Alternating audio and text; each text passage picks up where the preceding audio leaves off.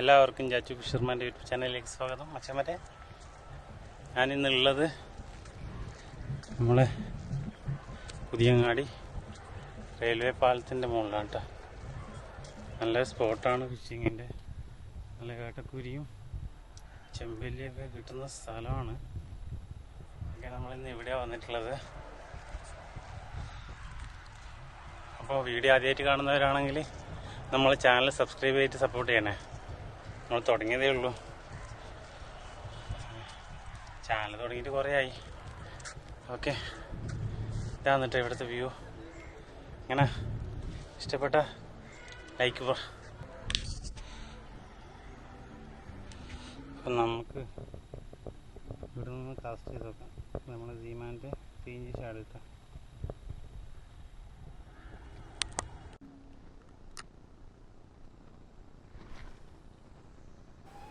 അപ്പോൾ മച്ചാന്മാരെ, കുറേ ആൾ നമ്മളെ ചൂണ്ടിടാൻ പോകുന്ന സ്പോട്ട് എവിടെയാണ് പറയണം എന്നെല്ലാം പറയുന്നുണ്ടായിരുന്നു. അപ്പോൾ ഞാൻ പറഞ്ഞുതരാം. കാരണം മീൻ ആർക്ക് വേണമെങ്കിൽ എവിടെ പോയാലും കഷ്ടപ്പെട്ടാൽ കിട്ടും. അപ്പോൾ നമ്മളൊരു സ്പോട്ട് പറയാതെ നിന്നിട്ട് കാര്യമൊന്നുമില്ല. അറിയുന്നവർ പോയിട്ട് പിടിച്ചോട്ടെ. അപ്പോൾ ഇത് മാടായിപ്പാറൻ്റെ തൊട്ടരുത്തുള്ള റെയിൽവേ പാലത്തിൻ്റെ അടുത്താണ് കേട്ടോ. അതായത് പുതിയങ്ങാടിയിൽ.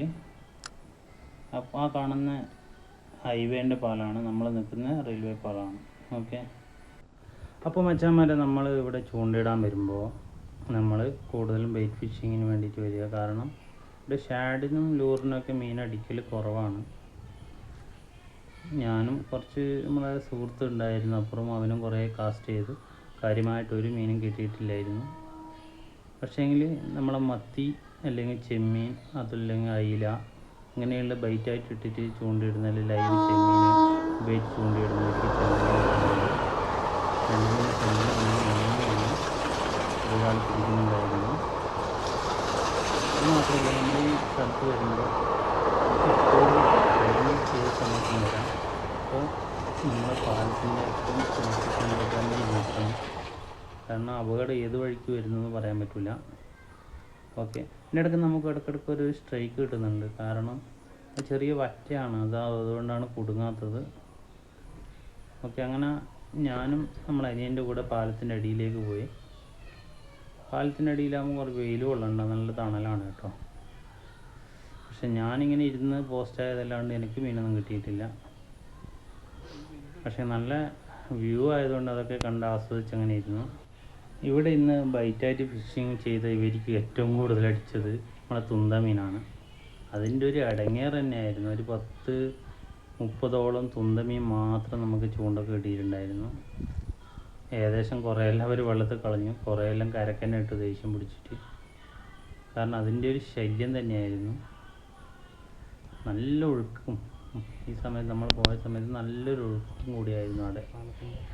പാലത്തിൻ്റെ അടിഭാഗത്ത് നല്ല ഇരിക്കാനും ഒക്കെ നല്ല സൗകര്യമുണ്ട് കേട്ടോ. നമ്മളൊക്കെ വിചാരിച്ച പോലെയല്ല, നല്ല സൗകര്യമൊക്കെ ഉണ്ട്. പക്ഷേങ്കിൽ ഇതൊക്കെ കണ്ട് ആരും കുട്ടികളാരും വരരുത്. കാരണം അപകടം ഏത് വഴിക്കും വരാം. അതുകൊണ്ട് കുട്ടികളാരും ദയവ് ചെയ്ത് അരികരിക്കരുത്. അപ്പോൾ ഇത് നമുക്ക് കിട്ടിയ കേട്ടക്കൂരിയാണ് കേട്ടോ. കൂരാട്ടാന്ന് പറയും. ഓക്കെ. കേട്ടക്കൂരി ഇഷ്ടം പോലെ ഇവിടെ ഉണ്ട്. ഇതാ പാലത്തിൻ്റെ നടുക്ക് തൂണിൻ്റെ ഇടയാണ് കേട്ടോ. ഇവിടെ ഒരു തുന്തമീൻ കണ്ടോ, അതാണ് കൂടുതൽ നമുക്ക് അടിച്ചത്. നമ്മൾ അനിയൻ മൂപ്പറുള്ള തായിരുന്ന് ചൂണ്ടിടലാണ് കേട്ടോ. നമ്മൾ താഹിർ കാട്ടാനും പിടിച്ചിട്ട് വരുന്നു. കൊണ്ടുവരുമ്പോൾ തന്നെ നല്ല കടുവൻ്റെ ആക്ടിവിറ്റിയാണ്. അപ്പം ബറ്റനെ പിടിക്കാൻ ഇഷ്ടപ്പെടുന്നവർക്കും പറ്റിയ സ്പോട്ടാണ്. ഓക്കെ. ലൈവ് ചെമ്മീനൊക്കെ ഉണ്ടെങ്കിൽ കാളാഞ്ചി, ചെമ്പല്ലി, ഏരി മുതലായ കൂവ കൂടുതൽ അടിക്കുന്നൊരു സ്ഥലം കൂടിയാണ്. അപ്പം ഞാൻ മാത്രം വെറും പോസ്റ്റ് ആയിട്ട് ഇങ്ങനെ ഇരിക്കുകയാണ് ഗൈസ്.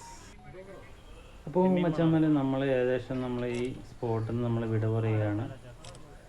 കാരണം നമുക്ക് ഇവിടെ നിന്ന് ഒരു 10-35 കിലോമീറ്റർ വീട്ടിലേക്ക് പോകേണ്ടതുണ്ടായത് കൊണ്ട് തന്നെ നേരത്തെ പോവുകയാണ്. അപ്പോൾ വീണ്ടും അടുത്തൊരു നല്ലൊരു വീഡിയോയുമായി കാണുന്നവരെ താങ്ക്സ് ഫോർ വാച്ചിങ്.